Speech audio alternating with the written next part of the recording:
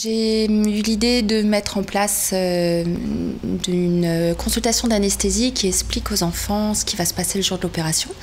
Et donc j'ai cherché ce qui pouvait m'aider à le mettre en place. Et en cherchant sur le site de Sparadrap, j'ai trouvé une formation qui s'appelle Les explications par le jeu. Et ça a été mon premier contact avec Sparadrap. C'était Bénédicte Minguet qui faisait la formation. Elle m'a expliqué ce que je devais acheter comme matériel, ce qui était très important pour l'enfant.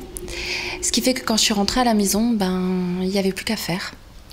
La feuille de route était tracée.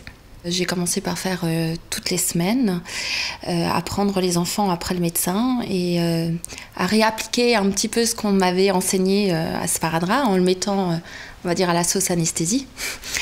Et puis très vite, comme les résultats ont été probants, c'est-à-dire que les enfants étaient beaucoup plus coopérants, les parents beaucoup moins stressés, le reste de l'équipe a adhéré. Globalement, le point de départ, ça a vraiment été Sparadrap.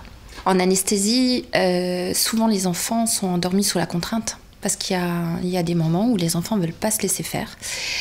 Et le fait d'avoir mis ça en place et d'utiliser les outils font qu'on explique à l'enfant avant l'opération ce qui va se passer. Donc du coup, le jour de l'opération, il y a moins de crainte. Et comme il y a moins de crainte, il se laisse faire et il coopère. J'ai sorti de la formation Sparadrap la première fois. Le premier soir, je me suis dit, ça fait 11 ans que je suis infirmière anesthésiste. C'est la première fois que j'ai une formation où j'ai envie d'appliquer plein de choses.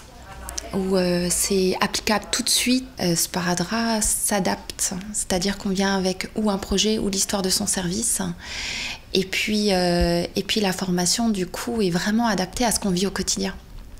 Et dans les conseils et dans le vécu, donc c'est un plus. C'est un plus.